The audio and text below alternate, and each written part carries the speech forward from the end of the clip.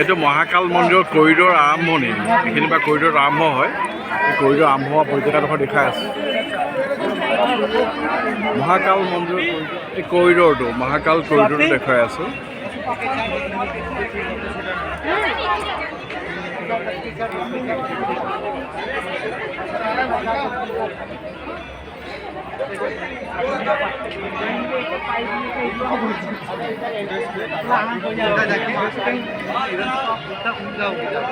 পৰিৱেশটো দেখুৱাইছোঁ।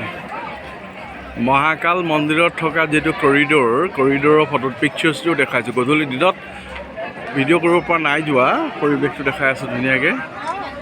চাওক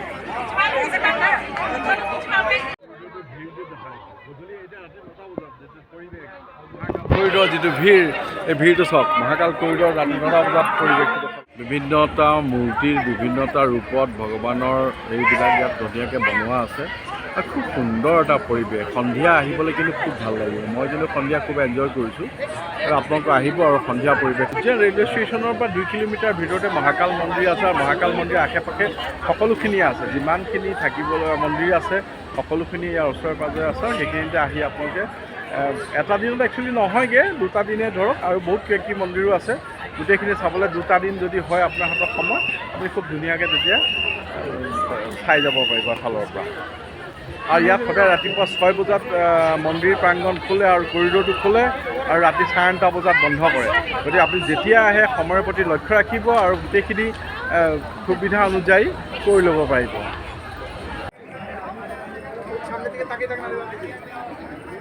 কৈ শেষ কৰিব নোৱাৰি। যিটো মহাকাল মন্দিৰৰ যিটো কৰিডৰ বনাই ৰাখিছে, সেইটো কৈ শেষ কৰিব নোৱাৰি। আপোনালোকে নিজ চকুৰে চালেহে এবাৰ গম পাব। সন্ধিয়া কিন্তু খুব ভাল হয়, দিনতকৈও সন্ধিয়াৰ পৰিৱেশ খুব ভাল। গতিকে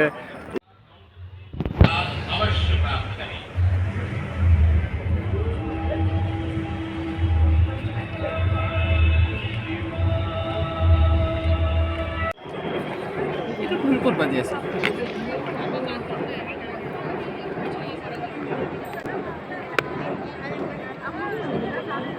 মহাকাল কৰিডৰ,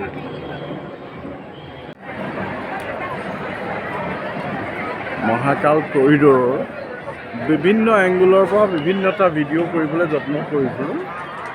সেইটো লম্বা কমেও 1 কিলোমিটাৰমান হয়। গতিকে চাওক